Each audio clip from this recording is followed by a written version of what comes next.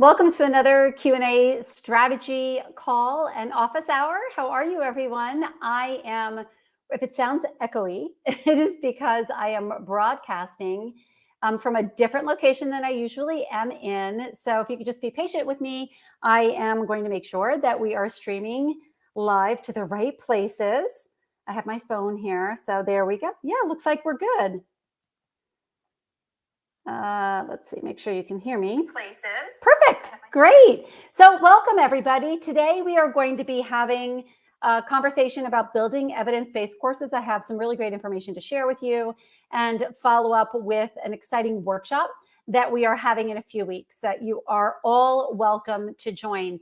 If you have any questions as I am working through kind of the strategy portion of our Q&A today, feel free to drop them in comments. I will be able to take a look at that and answer your questions as we go. And then after we talk about strategy for building an evidence-based course, we are going to move on to frequently asked questions that we've had coming in. If you are watching this as a recording in our private Facebook group, Scale Your Nutrition Practice, feel free to tag me if you have any questions while you're watching the recording, and my team and I will get back to you. So why don't we just kick off this call right now with talking about building evidence-based courses and what are the steps that you need to consider, steps or strategies, whatever you want to call them, that you need to consider before you build a digital course. So, digital courses are really hot right now, and the kind of the rhetoric is, oh, you need to have a digital course so that you can create passive income. It's going to set you free from, one-to-one counseling sessions. And while that may be true for some, it's not true for everybody.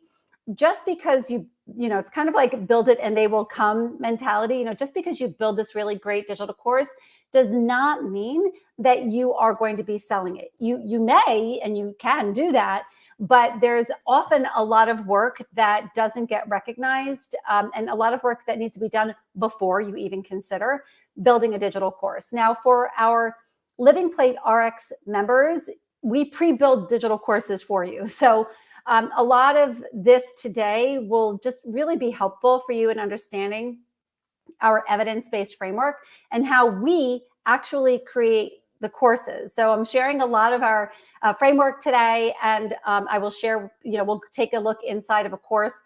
The course that I'm using today is Fuel Your Fertility because it's one of the more recent courses that we've published. So I'm going to share that with you today. So welcome, everybody. Let me know where you're joining from. If you've just hopped on, let me know where you're joining us from. I am joining you from Cape Cod, Massachusetts today. All right, so building an evidence-based course, I've broken it down into 8 basic steps. I have just published my podcast, which also outlines this. So you can watch this today, follow it up with the podcast so that you just have another way to take in the content.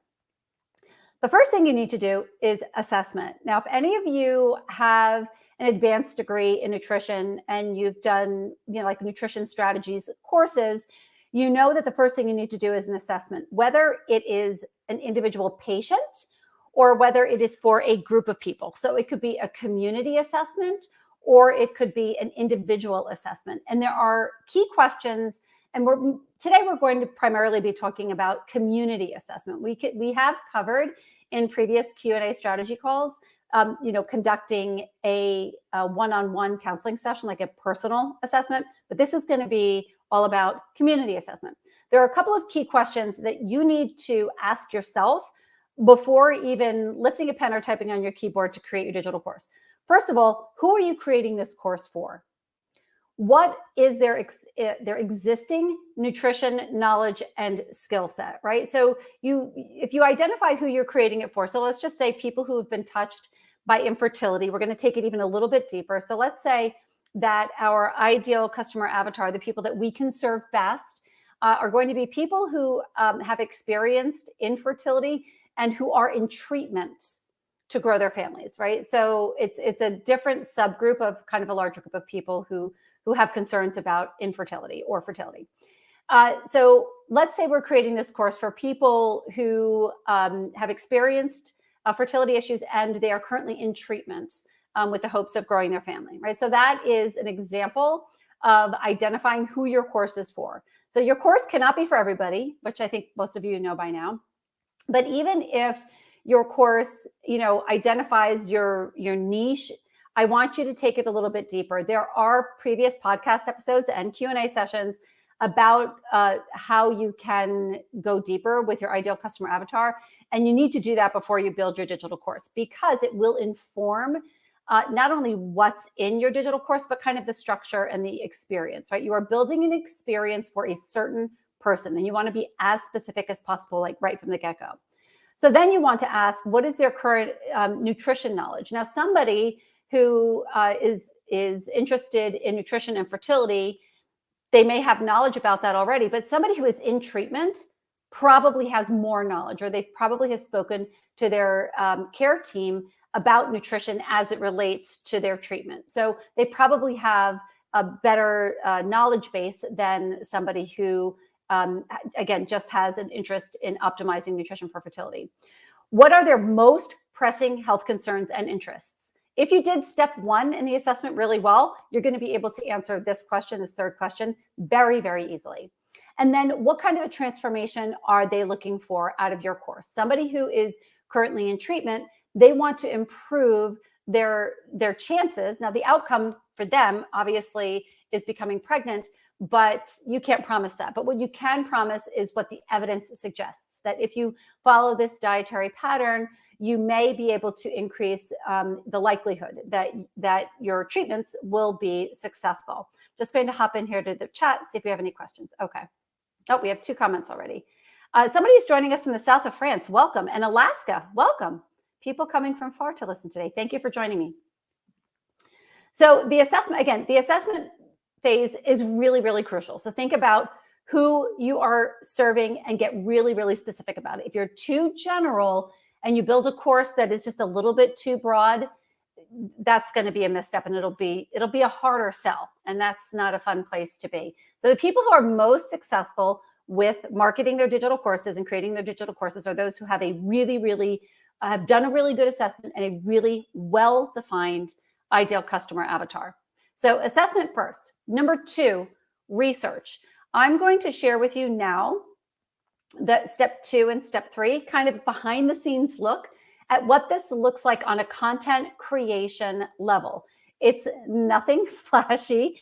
It's a spreadsheet basically. But for us, it serves as our kind of guardrails to just kind of keep us on the road for creating a course. And again, if you're a Living Plate RX member, you have access to a course like this, but you should always be going into these courses and modifying them to speak to what your assessment is telling you, your initial assessment. So we have research, and then we have objectives, right? The research comes first. So what does the research say about nutrition and how it impacts the people that you are trying to serve? Let me share my screen here. I'm going to share a tab. Here we go. If you have any questions while we're working along, feel free to ask. Here we go. All right, so you should be seeing this spreadsheet now. So this is a sample of our Fuel Your Fertility worksheet. Now, I'm going to scroll down here first before we hit the objectives, but our research summary came from all of these references. So you can use ChatGPT to support you in finding these references, but it's not going to be just entering your information and inputting these references. You actually have to look at them. You actually have to read the study and make sure that it speaks directly to the outcome that you're promising. Again, step 1, the people that you are serving. This is, you assess your community, you know exactly who you're serving. So your research, initially you're going to be doing, collecting kind of a broader base of research, and then you're going to narrow it down a little bit. So our references are listed here. And this actually is a worksheet that's going to be available to you if you register for our special event in 2 weeks. And at the end of this broadcast, I'll give you information on that. So this is just page 1. This is our framework. It begins with the research. We use primarily PubMed and Google Scholar to identify the research studies. But again, you can save some time by going into ChatGPT and asking it to give you primary resources for this specific topic. The more specific you are with ChatGPT, the better references you're going to get back. And you can even tell it, I need references that are done, studies that are done within the past 10 years, or papers that have been published within the past 10 years. So you can be really, really specific to get you to a list that you're comfortable with. As you are going through, I'm actually going to minimize myself here a little bit so that you can see how the references are listed. So as you are doing your research, what I want you to do is be aware of trends that you're seeing. And, you know, we find this, actually, let me just come to hello for a second here. Great, there I am. Hello. We find as we're doing our research as a team, trends emerge. These trends then translate into pillars of content that we are going to provide to our consumer, to our student. Let's call them our students right now. So do the research. And while you're doing that, while you're reading, oh, this keeps coming up over and over and over again, whether it is a specific nutrient or a specific food, maybe it's antioxidants, maybe it's fiber, which almost always those two come up in our research for almost all conditions. So once you start seeing these trends, just take note of them because they will often serve as content pillars for your course, right? So don't even start thinking about, oh, what are the modules I'm going to teach about, right? So, you know, if you're using a platform like Kajabi and you're using their kind of embedded AI tool, like you're not leading with the research, right? You're asking the artificial intelligence there just to generate some modules that make sense for this topic. I really encourage you to be a little bit more old school about it. Get into the research. And I say old school, but it really is evidence-based, right? If you want to be an evidence-based practitioner, you're going to need to take a really close look at the research. And again, this is what the research looks like. So as you're going through your research, start noticing trends and just, excuse me, note them. And then these can become the pillars of your program. So for example, when we were doing, not for this program, but when we were doing the same framework for nutrition and detoxification, which is a course that we just recently published, we saw 6 pillars emerge: identify, boost, repair, support, personalize, and evaluate. And it was fantastic because when we take these pillars, we could build out the content under each one. How do you identify toxicity and toxins? How do you identify whether you need to detoxify? How do you support and enhance and boost natural detoxification processes? How do you repair? How do you recover from toxicity, right? How do you support? So I'm just kind of going through them now as an example. So you're going to find these pillars and you're going to make a note of them. I encourage you to kind of limit it to 6. That seems to work best for kind of course creation, but it could be as little as 4. You don't always have to have 6 pillars. So just going through the research, identify the pillars, and then as you create the content, you're going to be going back to these references. And that's why you want to kind of keep them on this main page. So once you have your, let me just come back here. I'm not going to remove this now. Okay.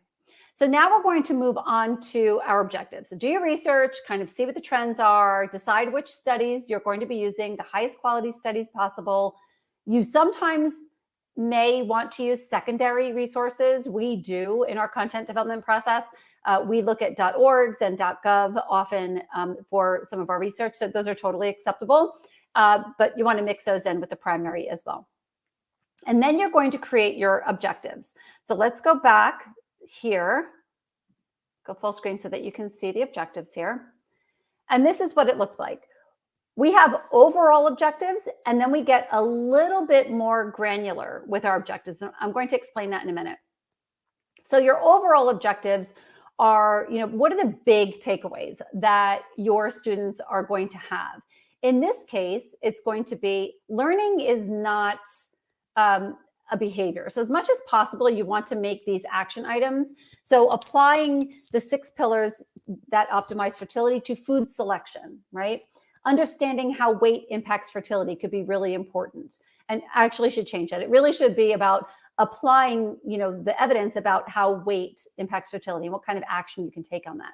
They should be able to select foods that help balance blood sugar, because again, if you take a look at the research for nutrition as it impacts fertility, Blood sugar management comes up over and over and over again. Improving insulin sensitivity continues to come up. Detoxification, also another point that comes up.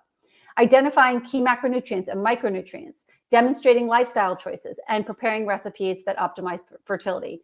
If you are going to be creating a nutrition course, you need to include culinary content. That is a non-negotiable. If you are a food as medicine practitioner or not, like if you are providing a nutrition course, you can't just provide the knowledge and be like an information disseminator. You need to provide your students with content that they can take action on. And the biggest action that they can take the biggest action that they can take is to feed themselves, right? To get into to select the foods first, to bring the foods into their kitchen, and then to prepare these foods and to consume these foods. So there's a whole lot to think about as it relates to behavior change in getting your patients across that kind of action and maintenance finish line of behavior change. So I'm going to hide myself again. We're going to go big screen here. Let me see. We have a couple of comments here. Oh, we have somebody joining us from the Adirondacks in New York. Oh, are you on vacation? That'd be nice. Somebody from India, somebody from Texas. Great. Great to see you here. All right. So with the objectives, you're going to want to get a little bit more specific than just the overall objectives of your program. So you have a program goals summary, which kind of is taken from these overall kind of raw objectives that you have. And then you're going to have food and nutrition knowledge objectives, which all courses have. Most of them have that. And then you're going to get into food preparation skills, which most courses actually don't have. So this is where you're going to be able to differentiate your course from others that are in the market. So with the food preparation skills, you're actually providing your students with ways that they can operationalize the knowledge that you're providing. If your participants are going to be able to identify a variety of food sources with nutrition, with nutrients that optimize fertility, you had better support them with ways that they can prepare those foods so that they can actually consume them. Because at the end of the day, they can identify all the foods in the world that optimize fertility, but if you're not getting it on their plate in a convenient and delicious and affordable way, then behavior change is not going to happen. So the food preparation objectives are really, really important. There are other actions that they can take. We include action goals here, that they're going to be increasing their consumption of fertility optimizing foods. Recognize that the action goals are dependent on the nutrition and the preparation goals, right? So if you're not providing good information, good evidence-based information, and you're not providing them with step-by-step guidance on how to operationalize that knowledge, they're never actually going to get to increasing their consumption of fertility optimizing foods. Is this making sense? Somebody just type in, makes sense, if I'm making sense here. And if you have any questions, please stop me. I know that this is a little bit of, like master's level nutrition education and strategies, but it is so important. And I'm highlighting it because these are the pieces that most practitioners miss. Kathy is saying, I own a resort with healing programs and I am a chef. Nice to be here. Kathy, wonderful to have you here. Wonderful to have you here. So you have a great opportunity to share information and actually show people in person how to operationalize these concepts, which is perfect. So everybody's saying makes sense. Excellent. It's always good to make sense. All right. So this is just page 1 of our spreadsheet. And then we take our objectives and we break them up across, you can see at the bottom here, I have 4 modules, right? Here is module 1, here is module 2, module 3, module 4. When you are building a course, you want to make sure that it's very standardized. Every section should look the same. Now I'm going to review module 1, and then I'm actually going to take you inside of a course that we've published for our community so you can see what it looks like from the consumer view, because this is for your eyes only. So module 1, we're covering the 6 pillars to optimize fertility. That's a lot of information. So we decided just to focus on that for this module. Each module is about 15 to 20 minutes. You could deliver this entire program. So for the person who's a chef, you could take a program like this, Kathy, and you could make it an hour and a half. You can make it a 90-minute experience because you're in person. When you're in person, it's a lot easier to keep people engaged. and kind of keyed into what they're learning. If you are providing a virtual experience, it's a lot more difficult to deliver an hour and a half experience. So you can break it up into, again, more digestible, pun completely intended, bits of information. And that's what we have done here. So I'm actually blocking off some of the information. So let me hide myself here. And so this is module 1. You can see we have an overview. So the overview is that we're going to be supporting participants with learning about the 6 pillars of nutrition and lifestyle to optimize fertility. Here are our objectives, which relate back to that first page.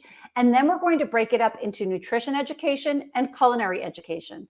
Remember, pretty much anybody can provide nutrition education. The culinary education piece is the tougher part. And what our members have access to is all the culinary content that they need to kind of build out this part of their course. It's not easy content to create. It's recipe development, it's cooking videos, it's cooking demos. So the culinary education piece is really that kind of experience that you're going to provide is really dependent on your comfort level. If you are not comfortable in the kitchen yourself, you can still provide culinary education. I strongly recommend that you do through either videos or recipes, meal planning, that all kind of falls into this bucket.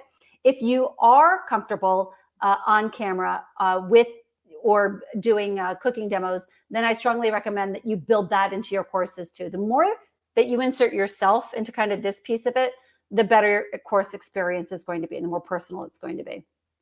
And it's going to have more value as well. So anytime you add yourself, it's going to be better. And it doesn't always, the culinary education piece does not always have to be a cooking experience, right? You don't need to be Julia Child preparing 3 recipes at a time. We provide our members with a lot of support on how to conduct cooking demonstrations and how to do it simply. One of the things that I encourage people to think about is what's your comfort level, and basically to just start easy. Do a no-cook recipe or just introduce people to different foods. You don't always have to be cooking. Overnight oats or chia pudding, perfect example of how you can do that. Okay, somebody's saying, I joined late. Where can I find this material? This material is not being made available inside of this Facebook stream, but it is going to be made available in the workshop that I will give you the link to at the end. Okay, so it is going to be available to you. Don't worry. Somebody's saying, Ron is saying, I was a corporate chef for 15 years. I love this approach. Yeah.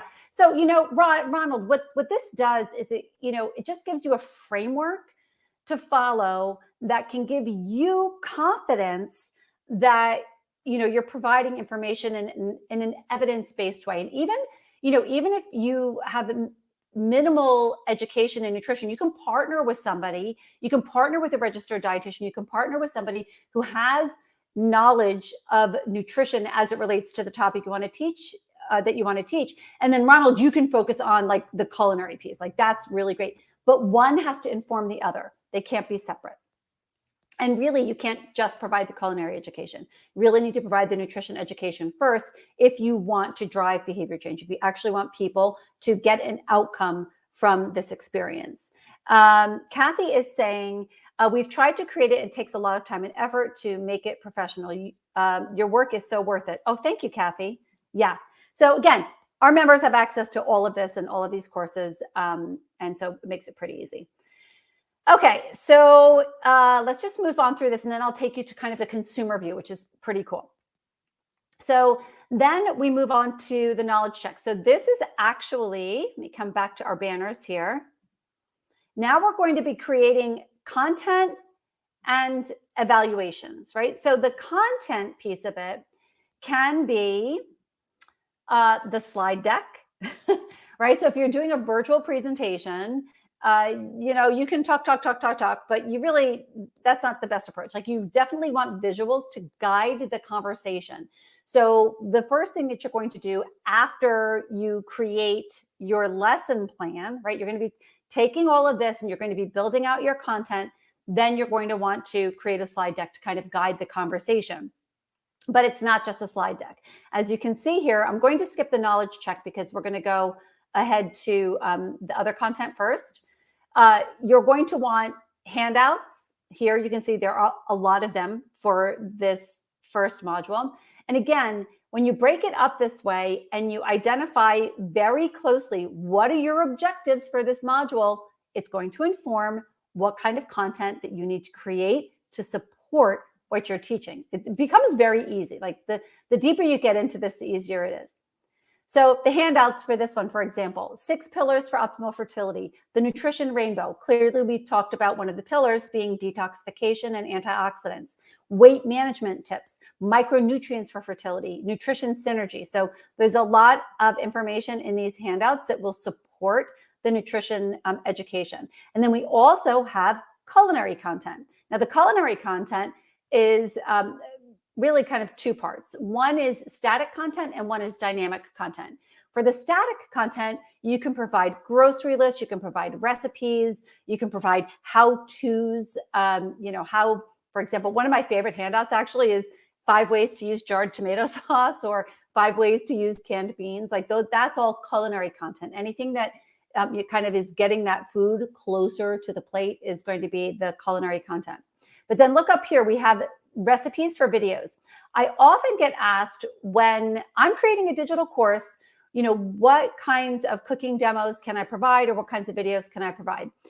You want to break it up into basically 3 categories here for the content, the culinary. Actually, now I'm moving ahead to the culinary experience. Kind of jumping all over. Sorry, guys. But that's actually we're going to spend some time talking about the culinary content. But here you can see that we have no cook, assembly, and cook. You don't want to, especially in module 1, provide your students with like 6 full dinner recipes. Like that's just overwhelming. That's no fun.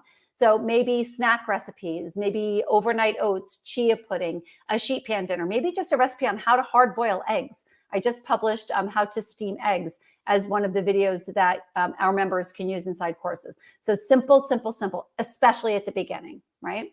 So you're going to want to plug in your content before you even create it. These are just ideas. Just get it into your spreadsheet, and then it's going to evolve kind of as you build out modules 2, 3, and 4. All right.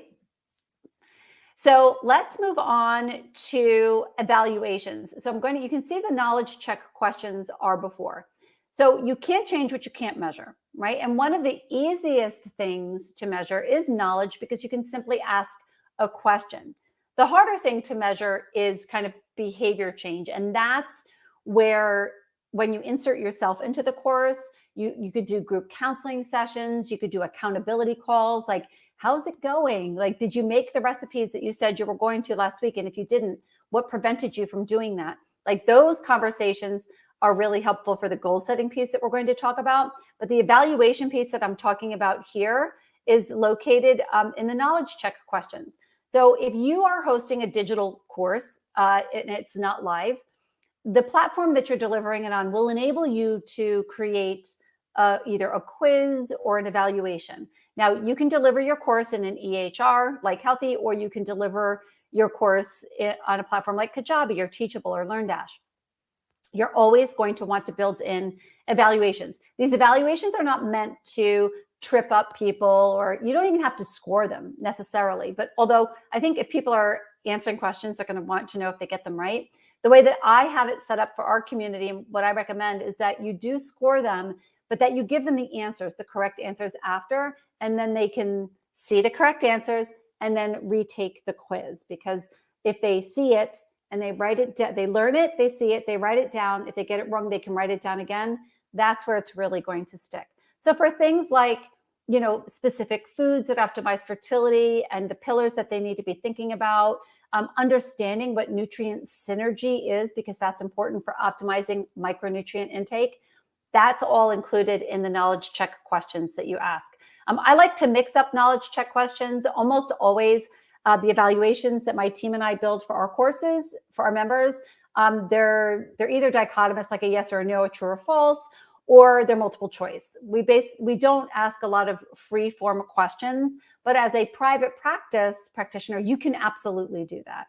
But you just recognize if you ask a free form question, then you're going to have to go in and grade it. Okay, so we've covered the content. We've moved on to the evaluations. Any questions so far, drop them in comments and I'll be able to answer them for you. Now we're going to move on to the culinary experience. Actually, before we do that, I promised I'd take you inside the course. So I'm now going to share. Okay, I'm going to share this tab instead. Let's make sure we're there. Yep. Okay. So this is what it looks like from the consumer side. Now, you can see to the left here, this is in Kajabi. So if you have Kajabi, you could build a course very easily that looks just like this. Inside of an EHR, it looks a little bit different. And of course, if it's on the ground, you don't need to build a digital experience, but the pieces are the same. If it's an evaluation, instead of being a digital evaluation, you're going to have a paper evaluation. So the format is the same, it just looks a little bit different. Here's Fuel Your Fertility. This is the white labeled, the actual version that our practitioners have access to, our members have access to. So start here. Let's go here to take a look at what the lessons are. So this is a program introduction. This is the white labeled course, which means that our members get access to this course. I provide them with instruction on how to modify this course for their consumers. So a lot of that is included here, but if you are building a course for your community, for your students, you should have a program introduction at the beginning. Don't just go right into module number 1. You're going to want to provide them with a roadmap for what the experience is going to be like, what the expectations are. If you're hosting live events, you're going to want to post the links here. So you're going to want to make sure that they know, where they should be and what they should be doing, kind of set the expectations for them. So there's a facilitator's guide here. The facilitator's guide is the lesson plan. So we take all of those objectives and we build out the content, like how are we going to be presenting that slide by slide. One big mistake I see a lot of practitioners doing is creating their slide deck before they create their lesson plan. Do not do that. You need to know what you're going to talk about, and then let that guide the visuals. You don't want to create a slide deck with visuals before you create the content, because it's just less meaningful and it's not driven by the evidence, right? So start with the content first. Slide 1, what am I going to talk about? And you start with a pillar, right? So if the pillar is talking about supporting optimal detoxification, like detox, what are the things I'm going to talk about? I'm going to be talking about fiber for sure. I'm going to be talking about antioxidants for sure. Those are just examples. All right. So what do I want to say about fiber? There are soluble, insoluble, the foods that they're found. So that's how you start building out your lesson plan and your slides. And then you move on to your slide deck, which is here. Oh, wait, no, that's not the slide deck. Hold on. Go back. Your facilitator's guide. Oh, the slide deck is going to be in lesson 1. Okay. So you have your facilitator's guide. You're going to want to look over here to the left, a welcome to the program. You're going to want to introduce yourself to your student. So a picture, you could do a video is always really nice. Your credentials and a little bit about, who you are and why you're qualified to present this program. And then we can move on to the slide decks. Okay. So module number 1, lesson 1, 6 pillars to optimize fertility. Let's open that up. And you can see we have our slide deck here. We have our materials and resources, and we have our knowledge check. So all of those things that I introduced you to here, see how this is all laid out? It is now here. Let's see if we have a comment. Let's see if that's a question. Okay, we have a question here.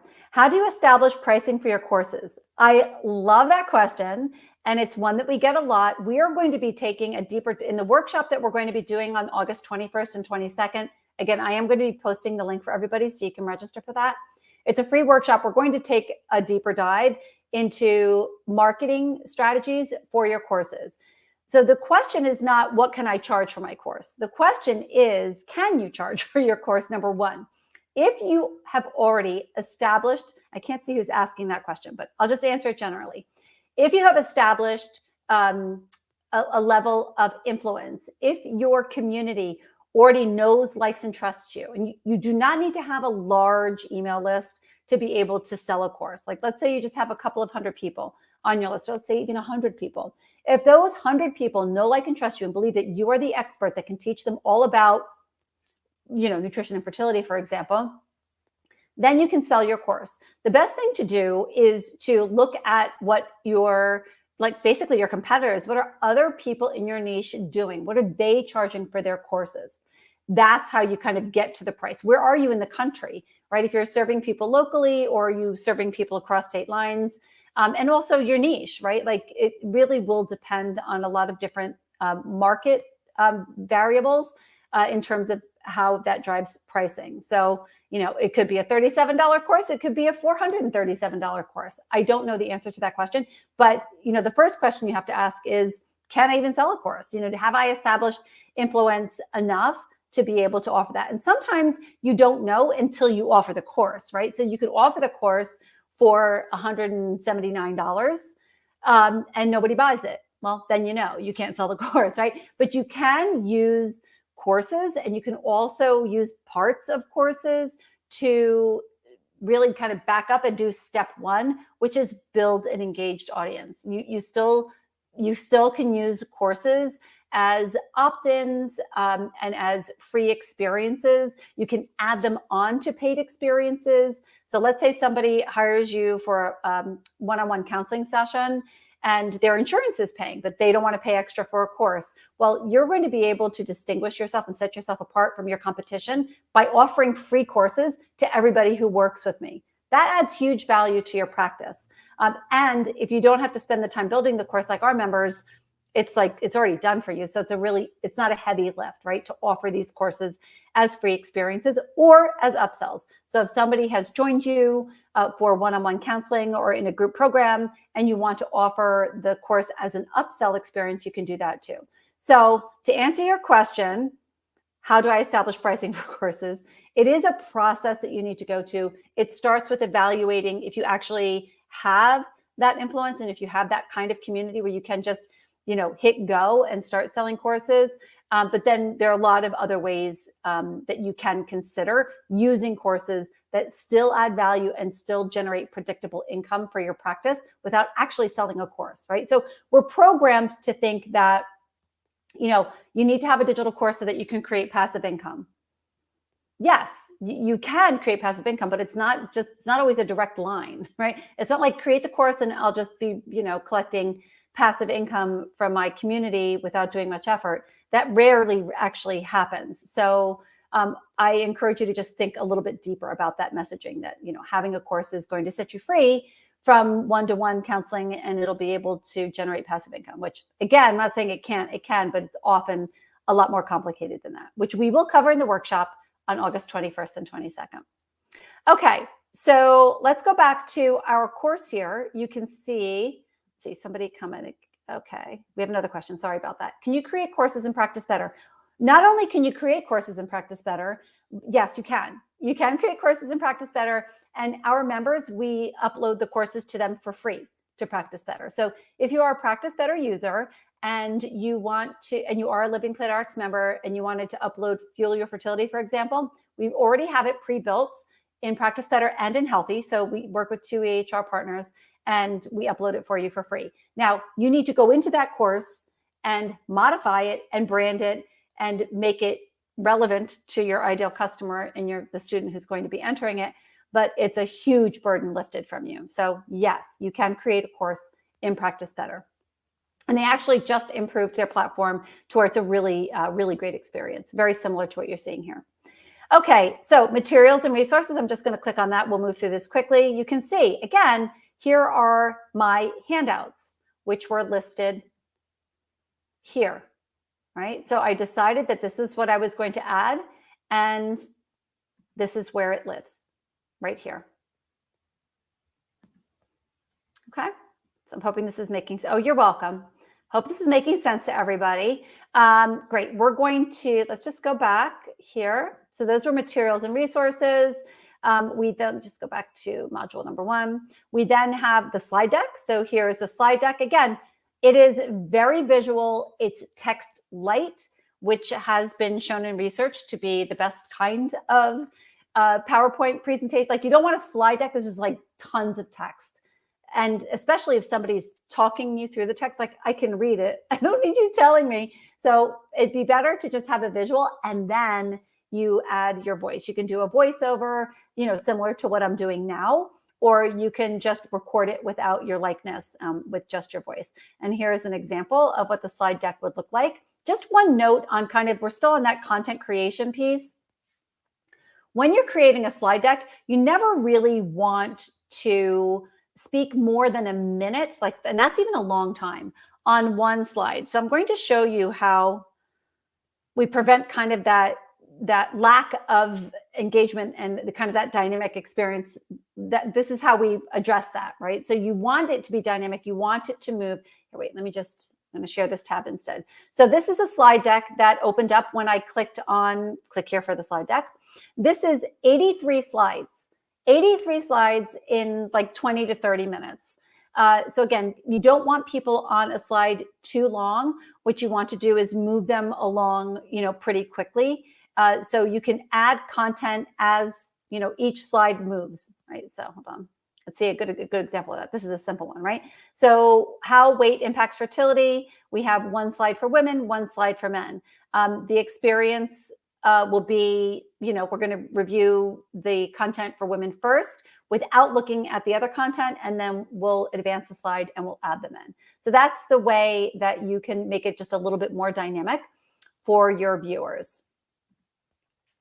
Okay, so this is a slide deck. It's covering 6 pillars to optimize fertility, 83 slides on that one, right? So again, our members don't have to create it. So yay, that's great. All right, materials and resources we've covered.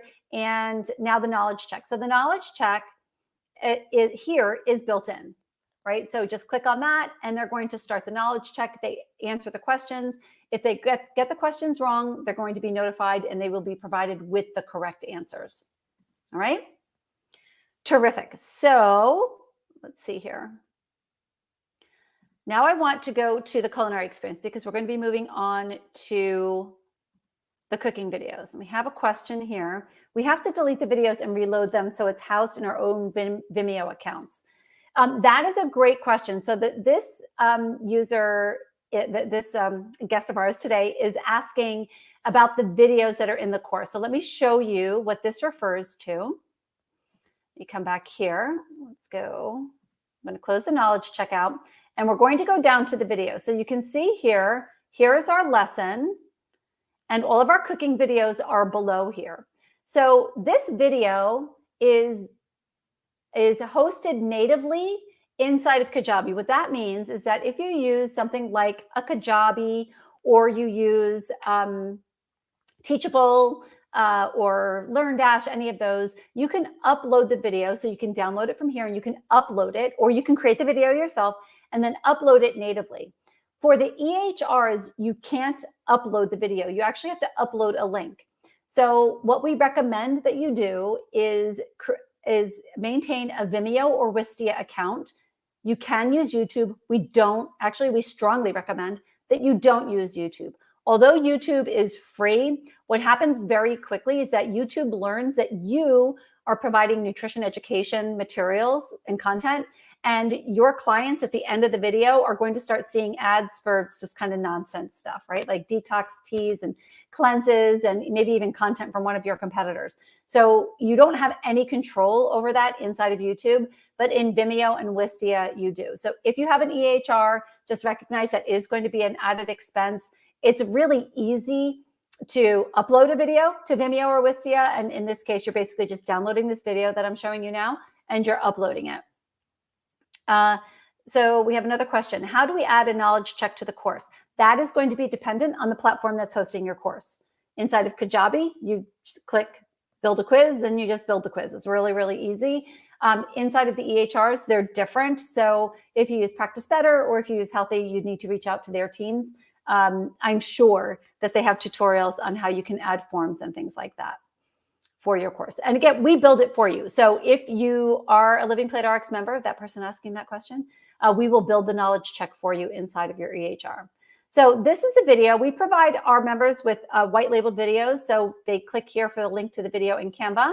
And then here's our video. I'll just play it. Oh, that was really loud. Sorry. Let me turn that down.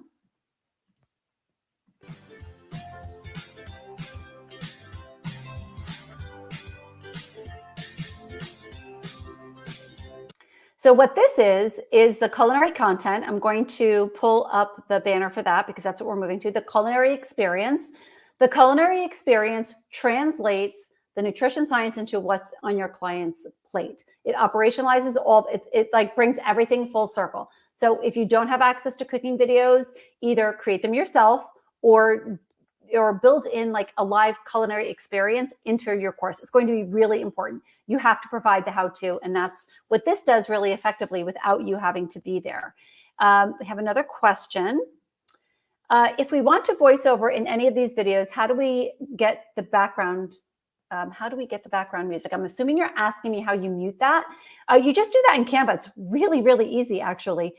So once you download these videos, or actually once you open them inside of your Canva account, you can mute the sound and you can do a voiceover if you'd like, which is what a lot of our members do for their social media posts. So you could use this for a social media post inside of a private Facebook group or on Instagram.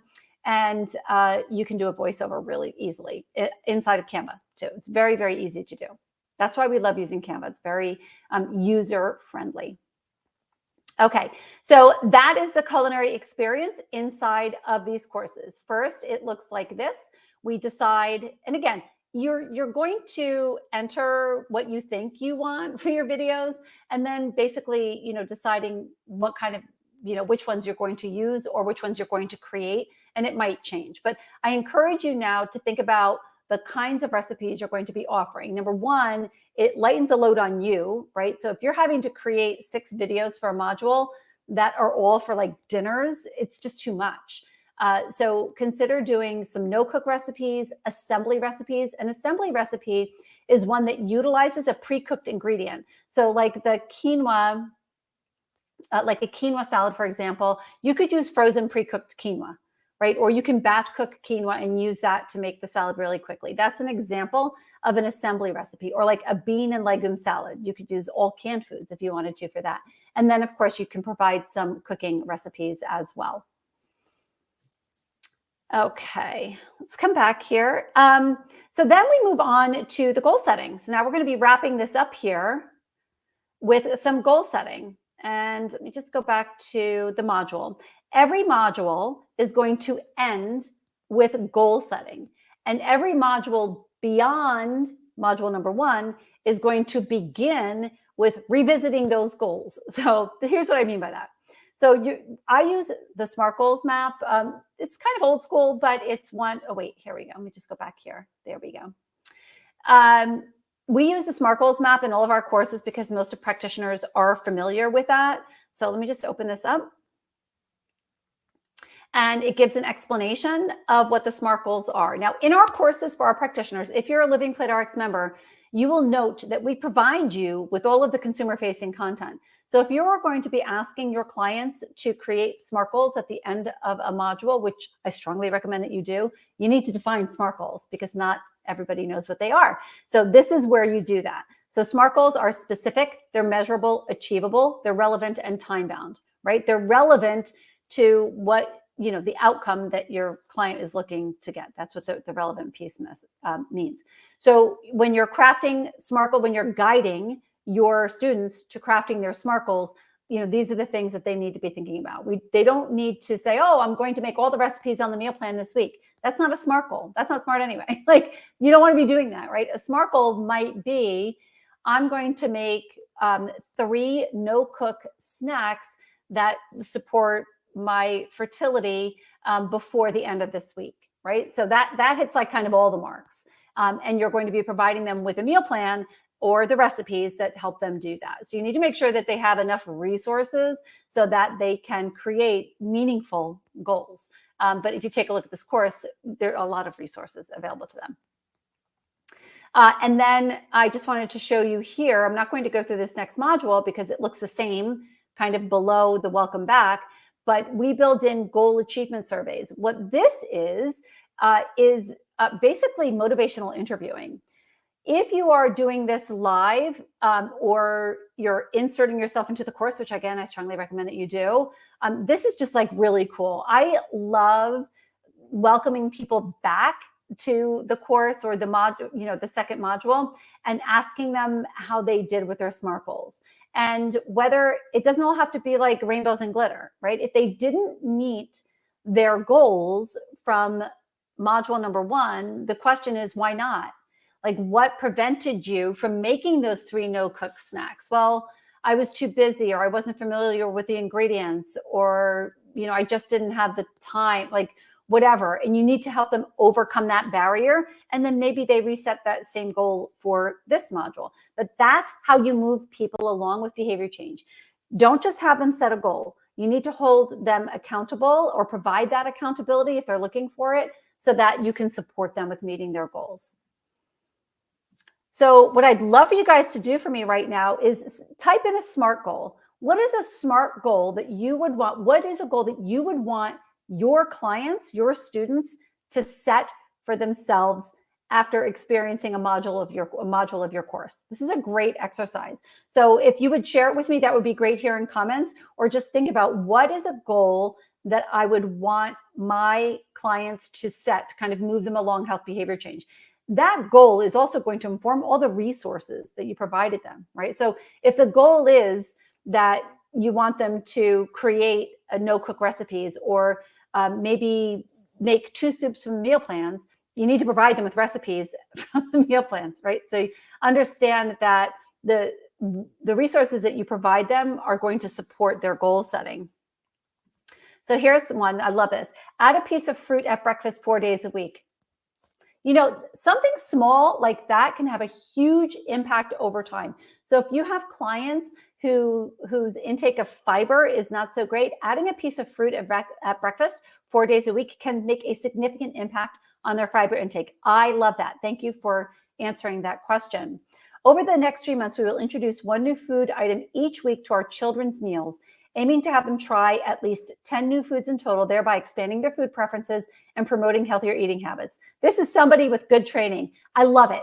That is perfect. It is a SMART goal. It is over time. Hopefully you are providing them with support over that 3-month period, so that, introducing 1 new food item each week will be achievable for them, right? Now, if they're introducing 1 new food item to their child's meals, you need to provide them with the new food item and potentially a recipe to include it in, right? So it could be just a single piece of food, but maybe it's something like celery sticks with peanut butter and hemp seeds. Like the hemp seeds could be the new food, right? Something really, really simple. I love that. I can't see who asked that question, but thank you so much. That was a super thoughtful goal.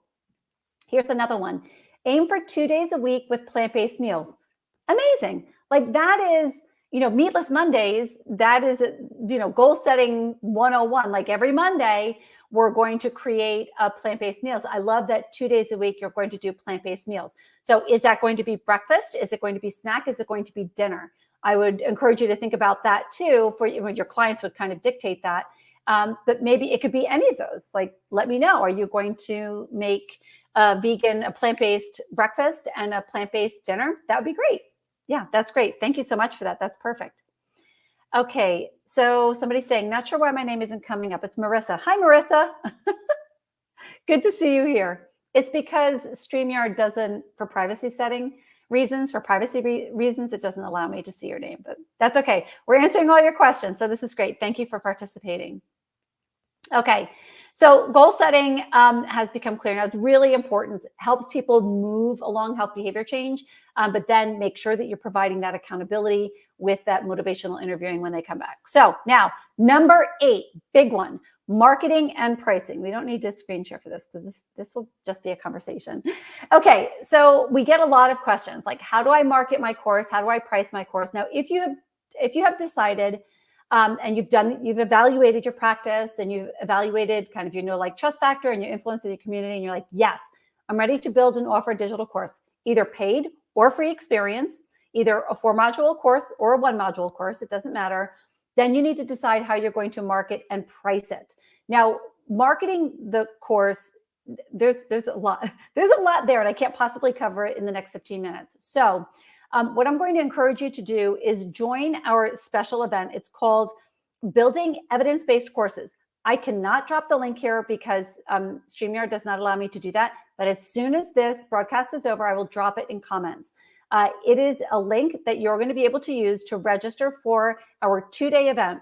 It is August 21st and August 22nd, pretty sure. Yes. And it's from 1 to 2:30 in the afternoon Eastern time. If you can't make it, a recording will be available. We are going to be taking a deeper dive on day 2 on August 22nd into the marketing and pricing, because this is often ignored and it's everything. Like, you could build the best course ever, right? Like, you could take Amy Porterfield's, building digital course, Digital Course Academy. You could also be a member of my community. You could put together this amazing course. If you don't understand like basic marketing principles and know how to market that course and introduce it to your community, it's going to be a lot of wasted time and money. So we're going to be spending an entire day, entire hour and a half on just kind of marketing and pricing, and really how you can leverage digital courses to grow your practice, right? How can you use a digital course to attract clients to your practice? So for those of you who have been around for a while, I really focus on 3 things to establish a healthy business, a healthy practice. It's attracting, serving, and retaining clients. If you're not attracting people and you're not serving them and you're not retaining them, you're not going to have a healthy business. So we're going to be focusing on specifically courses, leveraging courses to attract clients. So let's say you just started a private practice and you're not going to be building and selling a digital course like for retail, but you can use a digital course to attract clients to you. Let's say you have an established practice. How can you serve your clients better? You're going to be incorporating this course into your offerings, and we're going to show you how to do that.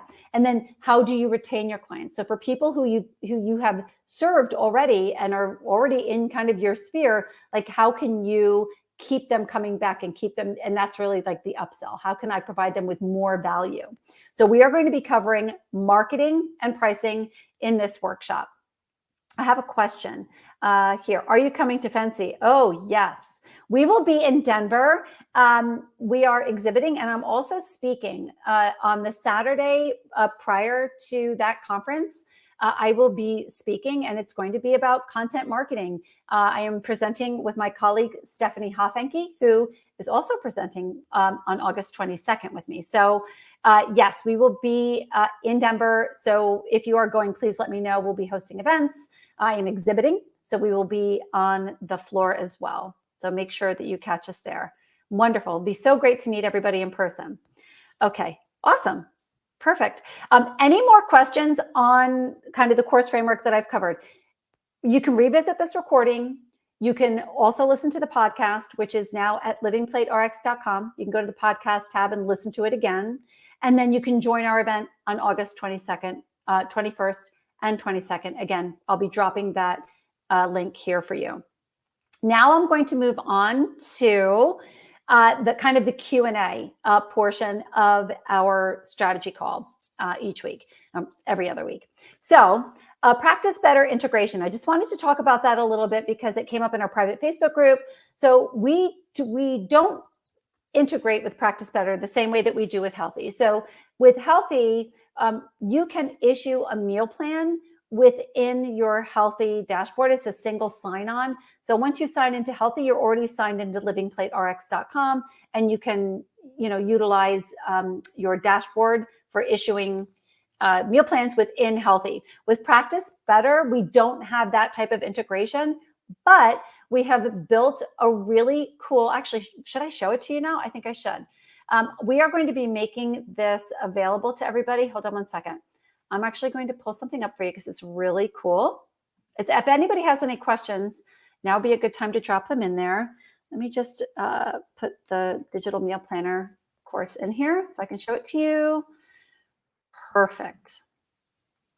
Okay, so in the same way, let me just launch this, and I'm going to share this now. Okay, let me share this. Okay, so maybe you guys can see this now. Let's add this to the stream. Perfect. So in the same way, for our Living Plate RX members, you have access to white labeled courses, right? And these white labeled courses we pre-build inside of Practice Better and Healthy so that you can easily edit them. Inside of Practice Better, you cannot issue a Living Plate RX meal plan. That integration does not exist and it's not going to happen. So what we've done is we've built this digital meal planner for you. Let me just come back here. Perfect. It is a digital meal planner offer. So we have provided you with instructions for basically creating an offer inside of Practice Better so that you can easily issue a digital meal plan to your clients from within Practice Better. Again, if you're in Healthy, you can do that already because we have that integration built. So this is really just for Practice Better users. So we will give everybody access to this link. If you are a Practice Better user, you already know that that we give you access to a link that you click and it automatically uploads whatever course it is that we're giving you access to inside of your Practice Better dashboard. So you can have this inside of your Practice Better dashboard with the click of a link. We're just proofing some of the bits here to make sure that everything is in line. We've had like 5 Practice Better users using it already, and so far so good. So hopefully by tomorrow or the latest by the end of this week, everybody who is a Practice Better user and in the Living Plate RX community will have access to this. So you will be able to easily offer digital meal plans inside of Practice Better without having to build it yourself.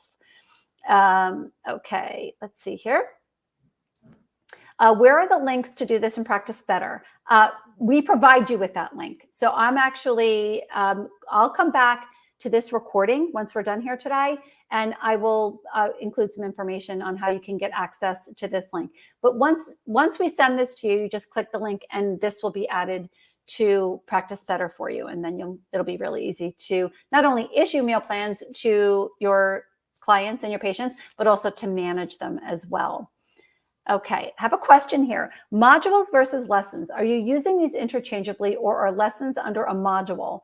So the lessons are, you can use them interchangeably, but the module includes the lesson, which is like the slide deck and the facilitator's guide, like what you are teaching. And the module includes the lesson as well as the materials and the knowledge check and all of that. Does that make sense? So yeah, I think sometimes I do use them interchangeably, but I think about them a little bit differently. The modules are like modules 1 through 4, and then the lessons are inside of those modules. But inside of your EHR, you can call them whatever you want. Okay. Perfect. Okay, so now moving on to incorporating meal plans into courses. So inside of your EHR, you can offer a course and then add on as a protocol the meal plans as part of that. So you could have a course, Fuel Your Fertility, and then you can have a meal plan that has recipes that follow that same science, right? We pre-build those for our members. So you can offer that as a resource to your clients who are inside of the course. So you can incorporate meal plans into courses if you want. If you don't want to incorporate meal plans into courses, you can actually just offer recipes and cooking videos. You don't always, you know, if you have a community that's not so digital savvy, then maybe digital meal planning is not going to be for them, and you can just provide resources. But what's cool about the digital meal planning is that it's customizable. So they can, you know, search recipes that they want to make. Any questions on that so far?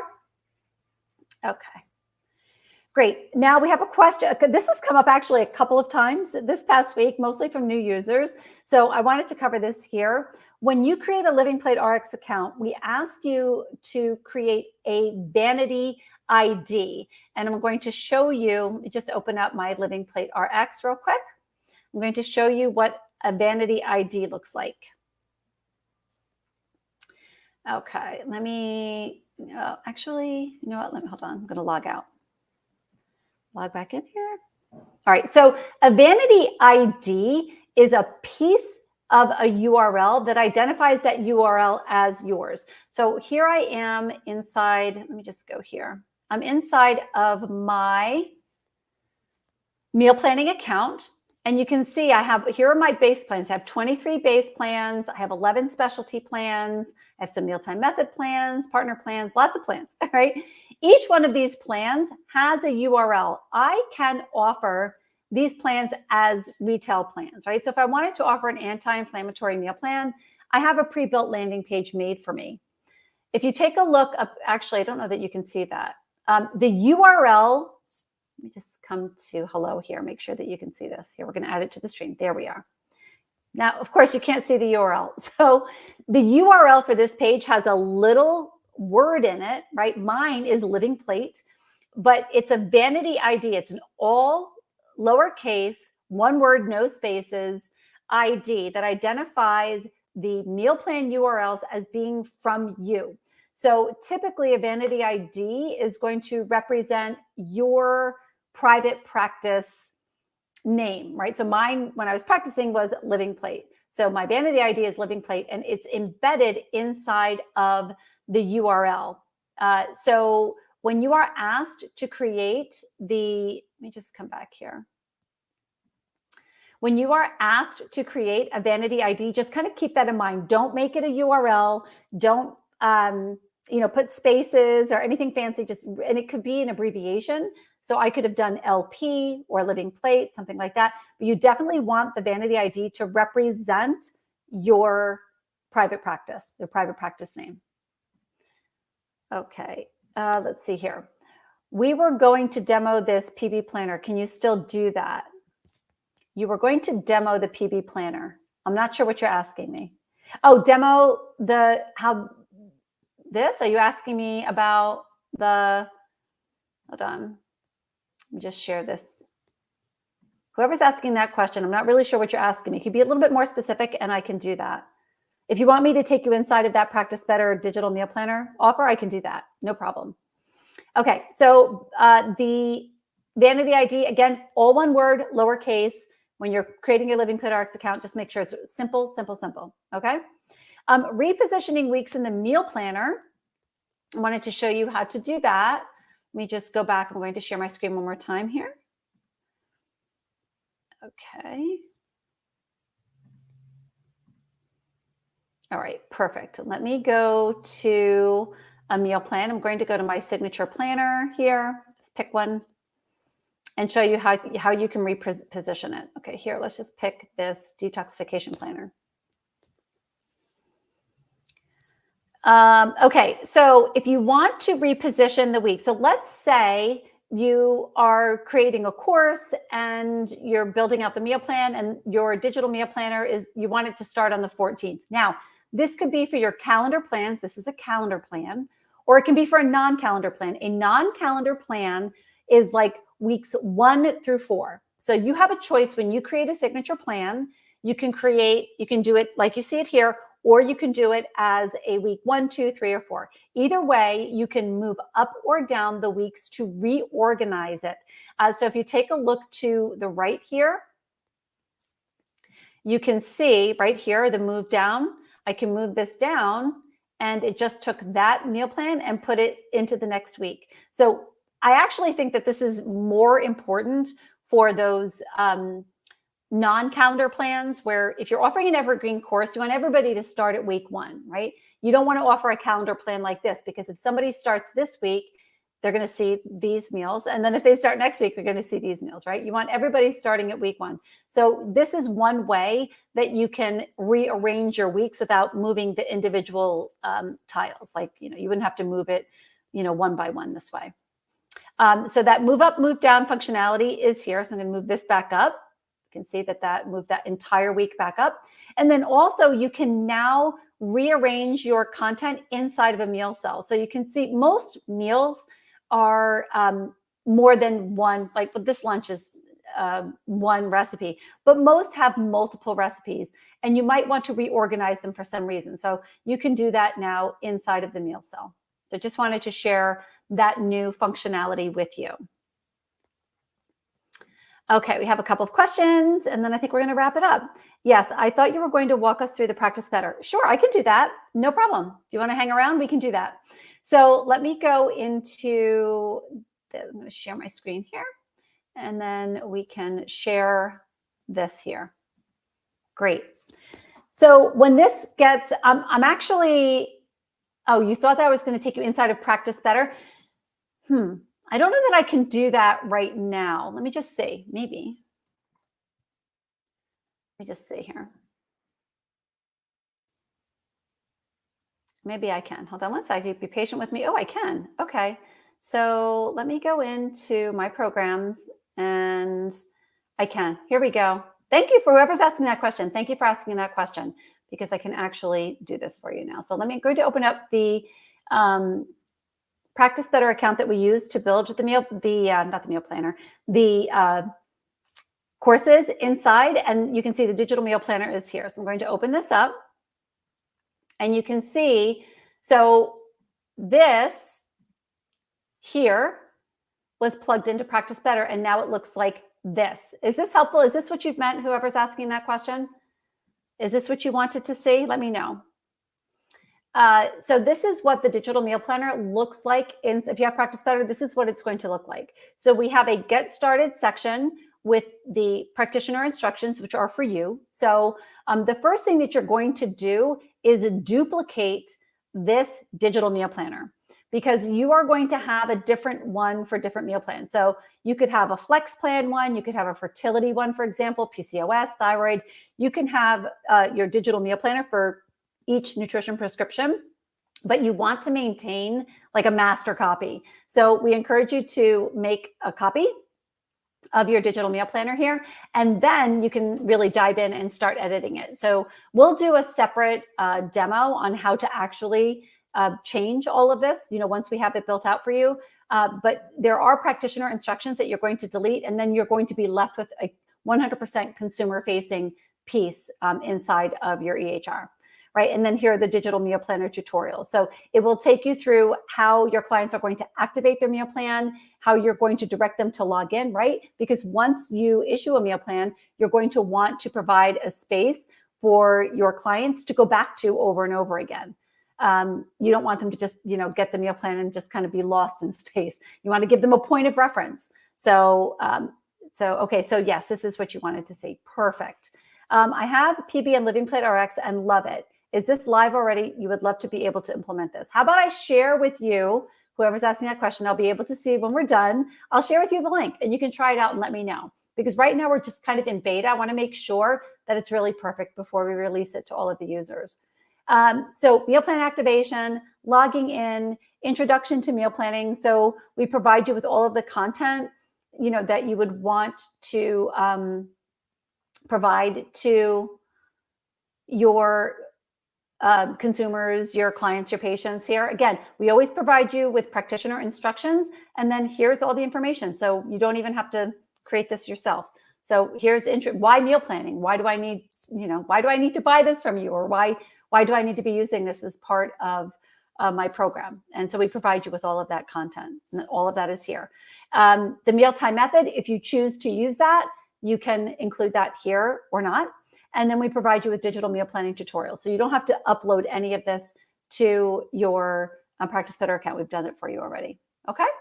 So I'm glad that you prompted me to share that with you. This will be great. When will the link be ready? It's ready. So I can share it with you if you're willing to review it and let us know if there are any changes that you'd like to see. Yeah, Karen Reiser was really helping us with making this completely useful to you, because I'm not in practice. So I really count on Karen to support us with saying, this is going to work, this isn't going to work. And she was really instrumental in helping us build this out. Okay.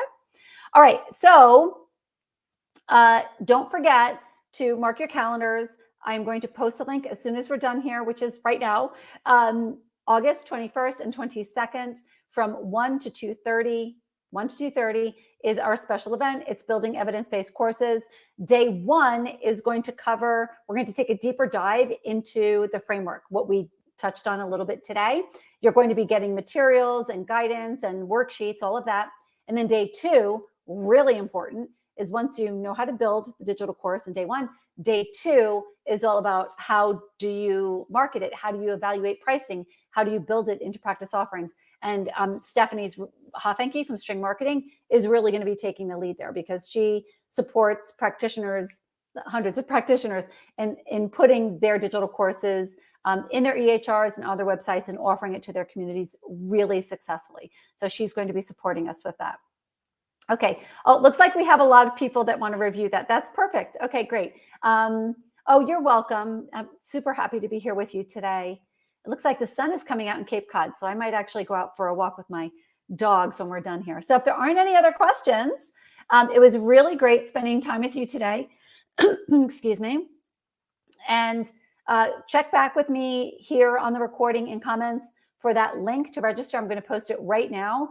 You can pre-register, and then we're going to send you links to actually join the event. This will be a very, very well-attended event. So make sure that you register early. Right now, we're keeping it open, but we're expecting a large volume of people. It's a really hot topic, so I want to make sure that you get a seat at the table. Kathy is saying, oh, we already reviewed that. Okay, no more questions. Let me just scroll down here.